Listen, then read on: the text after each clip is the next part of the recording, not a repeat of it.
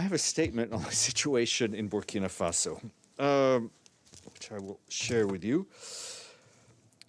The Secretary General is following developments in Burkina Faso with deep concern. He's particularly worried about the whereabouts and safety of President Roch Marc Kaboré, as well as the worsening security situation.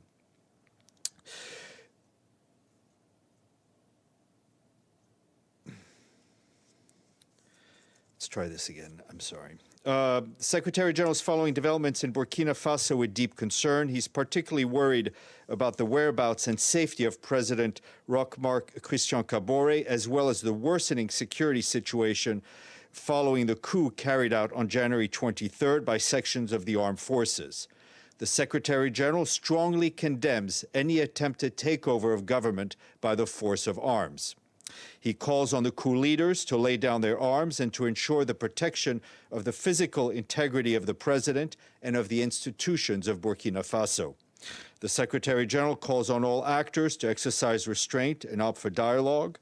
The United Nations reiterates its full commitment to the preservation of the constitutional order and reaffirms its support to the people of Burkina Faso in their efforts to find solutions to the multifaceted challenges facing the country. There is other news today. On Yemen, the Secretary General remains deeply concerned about the continued escalation of cross-border attacks against the United Arab Emirates and Saudi Arabia, as well as the recent airstrikes in Sana's Sada city, Hudaydah, and elsewhere in Yemen. The Secretary General calls upon all parties to abide by their obligations under international humanitarian law, including the principles of distinction, proportionality, and precaution. He further calls on all parties to exercise maximum restraint. Just to add on to the situation in Syria, and this time in the northeast, I know you've heard from Marc Cutts about the deep concern that we have about the safety and security of civilians caught up in the deteriorating security situation in Al-Hasake. On January 20th, an attack on the prison in Al-Sake city resulted in rapidly escalating hostilities with gunfire and explosions reported from the area. Civilian casualties have been reported, and about 45,000 people have reportedly been displaced from their homes. Most of the displaced people have sought safety with family and friends in nearby areas, but there are about 750 people being hosted in 2 temporary shelters. According to UNICEF, the situation has put seriously at risk the safety of nearly 850 children who are in detention. As fighting continues, the risk for children increases, including to be harmed or forcibly recruited. You heard from the Undersecretary General for Political Affairs, Rosemary DiCarlo, on the situation in Libya. I think I won't go back and reread the details. And a quick update on Afghanistan following the 5.3 magnitude earthquake that struck Cadiz district on January 17th. Our humanitarian colleagues tell us that on January 20th, another earthquake struck the area, and many people are afraid of going into their homes. They are currently living in makeshift shelters, traditional tents in cold weather conditions. Interagency assessment continues in Cadiz, Kala Enau, and Mukur districts, but some areas remain inaccessible due to heavy snowfall in recent days. The interagency assessment team has thus far identified 1,092 families. It's about 7,644 people who are in need of humanitarian assistance. People in impacted areas are using water wells that are unsafe, and our humanitarian colleagues stress that water sources need to be repaired to prevent outbreaks of waterborne diseases. Emergency response efforts are ongoing in parallel to the assessments, including food, non-food items, and emergency shelter provided by the International Organization for Migration, the UN Refugee Agency, and the Afghan Red Crescent for about 300 families thus far. More assistance is planned in the coming days. The reported number of deaths due to the earthquake stands at about 27 people. And a humanitarian update for you on the Ukraine, our colleagues are telling us that as of today, some 2.9 million people will need humanitarian assistance this year in Ukraine, with most of these people living in non-government controlled areas in the east. In 2022, our humanitarian response partners aim to help 1.8 million people with a funding requirement of $190 million. The humanitarian community in Ukraine is committed to standing with the people of Ukraine and to respond to the existing and potential needs in an impartial, independent, and neutral manner. And in Tonga, our humanitarian colleagues are on the ground are continuing to support the government in response to the disaster. The Office for the Coordination of Humanitarian Affairs hopes to soon deploy a team of environmental experts with expertise in volcanology, ash management, environmental pollution, ecology, and green response. And on a related note, an update regarding the oil spill in Peru, which was linked to the volcano eruption in Tonga. A team of 9 UN international experts landed today in Lima. They will carry out a rapid assessment of the social and environmental impacts of the disaster, supporting the authorities to manage and coordinate their response. The team is comprised of experts from the UN's Humanitarian Office and the UN Environment Programme, who are specialized in contamination assessment and in response to oil spills. They will also advise authorities on incident management and contingency planning, as well as marine chemistry with geographic information analysis and mapping, as well as disaster management. The team started working today and expects to continue for 2 weeks. It will also provide technical advice to reduce risks of future disasters linked to oil spills. And on another Peru note, Peru yesterday received 2 million doses of COVID-19 vaccines from Covax. They in total have received 8.2 million. The resident coordinator in Peru, Igor Garafulich, thanked all partners and reiterated that the Secretary General said that vaccinating everyone everywhere is the only way to overcome the pandemic. Today, Paraguay received more than 460,000 doses donated by Germany through Covax. We thank them. More than 40% of people in Paraguay are now vaccinated. And on a good note, we say thank you and all sorts of other thank yous to Barbados, Belgium, Denmark, Finland, and India, the latest member states to contribute to the honor roll, bringing us up to 24. James. So on Burkina Faso, first, the army there are saying that President Kaboré has now resigned. What would be the UN's comment on a statement like that? Whether you don't know whether he's under duress, what would your comment to that statement? Well, I mean, this is part of the coup that we're clearly condemning. We will try our best to try to get news about the whereabouts and safety of the president. I think the Secretary General has been in touch this morning with his envoy for West Africa, Mr. Anadif. He will continue to stay in touch with him and others. This, I think, would inscribe itself in what the Secretary General has called an epidemic of coups around the world and in that region. And what is the UN presence in Burkina Faso? I believe it's been growing. How many staff do you have there? Yes, we have. Let me get you the numbers. I thought I had it, but I will give you that number. But everyone is safe and sound as far as we're aware. I have other questions, so I'll come back to that. Okay, Edie. Thank you very much, Steph. A couple of follow-ups. First of all, on what's going on with the prison outbreak attempt by the Islamic State in northeast Syria, is the UN involved in any way in trying to at least get prisoners in the facility out to safer places or helping with food or anything? I do not believe we're on the ground right now, is my understanding from press reports, that the fighting is continuing. I think as soon as things settle, we will work with the authorities to see how we can be of help. I think UNICEF was especially concerned about the number of children. I mean, the fact that there are more than 800 children in that facility, plus the minors that are in Al Hol and other camps, plus the winter that we've seen. So I think as soon as the fighting subsides, we will help in any way we can. Okay. Question on Sudan. More protests against the military, more killings of demonstrators. Does the Secretary General have any comment? Once again, we condemn in no uncertain terms the use of live fire ammunitions, what appears to be the targeting of civilians in these demonstrations. It is clear that civilians, men, women, and children, and men and women who want to be out to demonstrate peacefully have a right to do so.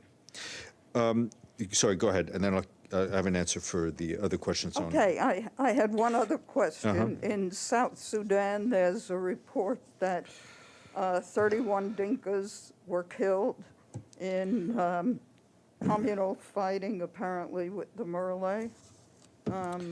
Yeah, I've seen those reports. We're looking into that.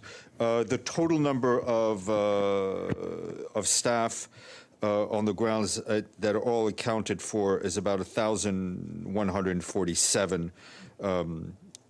270 more than 270 of those are international, and the rest are national staff. And they're in various parts of the country, but as I said, everybody's safe and accounted for. Yes, please. Thank you very much. As you probably know, can you take off your mask just when you speak, because it's hard to hear.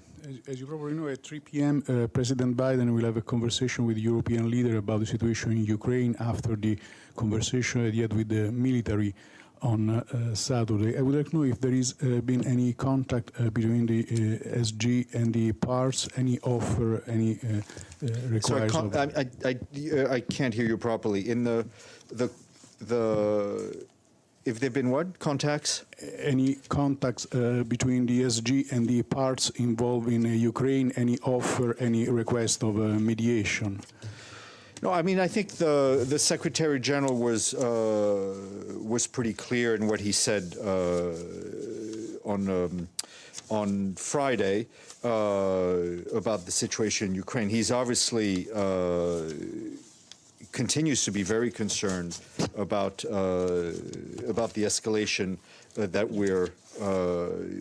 we're seeing. We also welcome what we've seen as dialogue at various levels within different institutions. I think there are talks going on in Paris tomorrow on the Normandy format. We've seen the talks in NATO, OSCE, and others.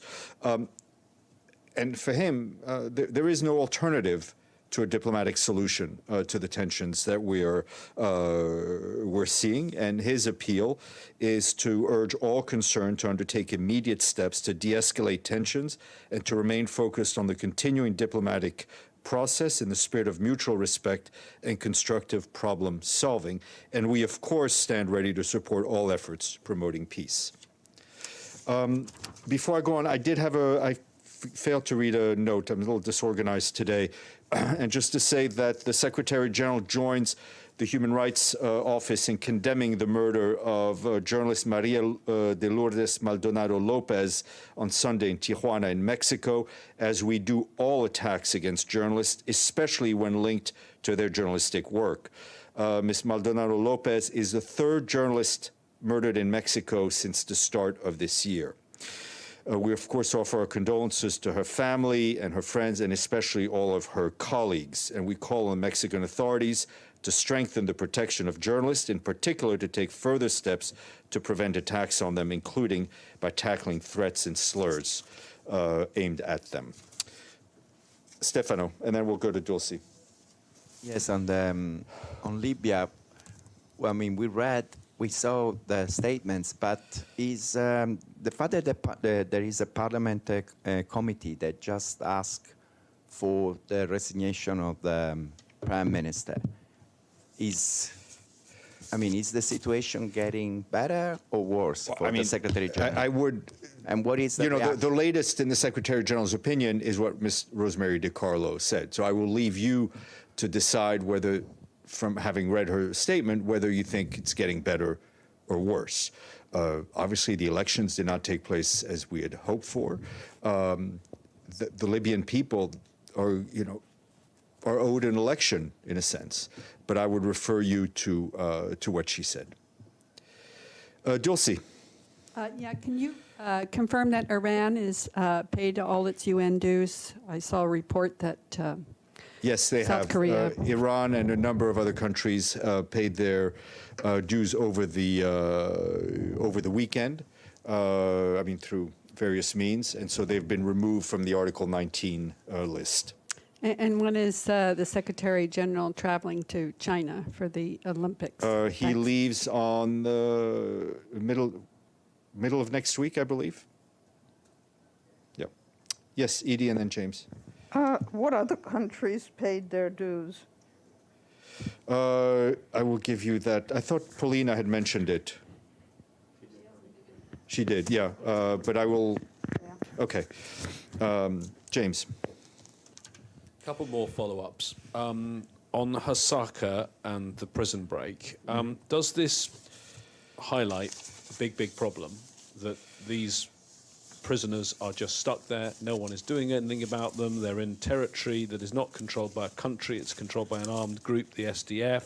The SDF has said to countries that he'd like them repatriated, they don't have the proper conditions for these people. There are literally tens of thousands of them, including women and children. Isn't it time someone took a grip on this situation, and perhaps the Secretary General, as the head of the UN, could organise something to deal with this now urgently, because it's not the first time there's been a prison break, and going further back, prison breaks were in some ways what founded ISIL in the first place. Yeah, I mean, the short answer is that, yes, I think this particular incident highlights the need to deal with this urgently. But in order to deal with it, it involves various member states allowing their citizens to return home. This is something we've been advocating for a long time, and something we will continue to advocate for. I mean, the humanitarian conditions, and I mean, of course, in the prisons, but in our whole camps, are all just horrendous, and you have entire families and young children that are remaining there, and it's important that member states do what they can to deal with those people who hold citizenship from their country. It also underscores the need, yet again, to find a political solution to the current crisis in Syria. And Mr. Pedersen will be here. I think he's briefing on Wednesday, and he will be here in person, and he's told us he will speak to you afterwards. Do you think, though, the Secretary General could do more? Do you think he could set up some sort of UN body to deal with this, some sort of process, some sort of mechanism that would create a momentum that then member states would find it hard not to follow? I mean, we've been trying to tackle this problem for a long time, but it is an issue having to do with countries and citizenship, and you cannot also be in a situation where people are forced to go to some place. So it is something that we've been trying to deal with in all its facets. Thank you. Okay. I have one more question on Ukraine. I know you've talked about it already, but since you spoke about the situation in Ukraine on Friday, the reports are many more Russian troops have amassed around Ukraine. NATO, in the last few hours, has announced it's sending more troops, more equipment to the immediate area, to neighbouring NATO states in that area. What is the Secretary General's view of the increasing military build-up?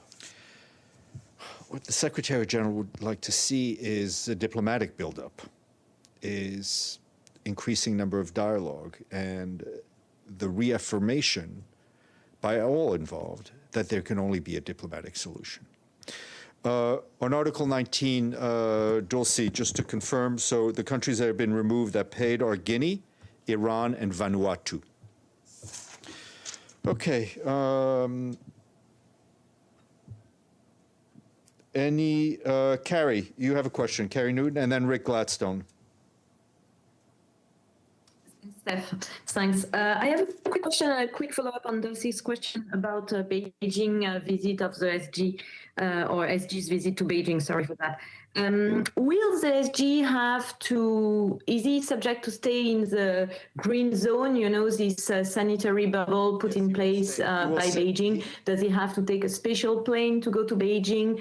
Does he have to stay without any interaction once he's in Beijing? This is my first question. Second question is like, does he have to, I think every visitor who is going to Beijing has to take his temperature for the 2 weeks before the travel and report it to a special app. Is the SG subject to that? I don't know about the special app. I can tell you that the Secretary General gets his temperature tested and his everything tested extremely regularly. He will remain in the, I think they call it the loop, in the Olympic loop, and will not have any activities outside of the loop. And does he take a special plane? He will be flying commercially, I think, to Korea, and then taking a plane to Beijing, and then flying out commercially out of Beijing. Okay, James, Thank and you. then we'll go back to Dulcie. Yeah, we dealt with the affairs of the world, want to deal with the affairs of the building. Can you tell us what is the plan? I mean, there's no one in the building. COVID cases. You and I are here. Well, we're here. yeah, I'm we here, were you're here. perfectly able to work as well, as long as we wear our masks and keep distance. And I don't think there's a problem for anyone if you do that and are vaccinated. So, is the plan still that UN staff will return as normal from February, particularly as COVID cases have plummeted in New York? In a discussion with our medical director, I think these are things that are being assessed as we speak. So it's a week out. When will we have an announcement? Well, you got a statement on Burkina today. Okay, sorry. It's been kind of a crazy day. Mr. Gladstone. All right, thank you. I had a follow-up question on the dues issue that was raised by Dulcie. Is the amount that has been paid by, at least by Iran, make them up to date in their dues, or just put them below the, 2-year dues threshold that puts you on the deadbeat list, so to speak? Let me double check on the numbers. They are clear. I understand your question. Let me see if I can get an answer by looking at that Article 19 letter. But they are clearly off the list that prevents them from having a vote in the General Assembly. But I'll get you the exact figures. Dulcie, and then Yeah, just about the Olympics. So who pays for his commercial flight to Beijing? who pays? The Secretary General pays for his. The UN pays for his travel to Beijing. And will he meet with Xi Jinping there, or Vladimir Putin? Since they'll both be there. I assume he will meet with the host country, but that will be firmed up as soon as the schedule is firmed up. I'm not aware, and if he has other bilaterals, as often in these settings, they often pop up as they happen, but we will report back. Celia. Thank you. Steph, you mentioned the death of journalist Lourdes Maldonado Lopez in Tijuana. She was just recently at La Mañanera, which is the press conference that President López Obrador gives every morning, and she directly asked him for protection because she had received threats. Is the Secretary General looking to figure out a way to engage with countries like Mexico, where journalists are killed constantly because of different factors, including narco-traffic, and the lack of willingness of the government to offer protection to journalists like her that just recently asked for it? But sadly, it's not an uncommon case. We have seen way too many journalists in way too many countries being targeted just because they were trying to tell the truth. And governments everywhere have a responsibility to protect journalists, but not to protect journalists in a way that will make them unable to do their job. Journalists need to be protected so they can do their job. Okay. Okay. I think we're all going to go now. And we'll see you tomorrow. Hopefully it'll be a bit more organized.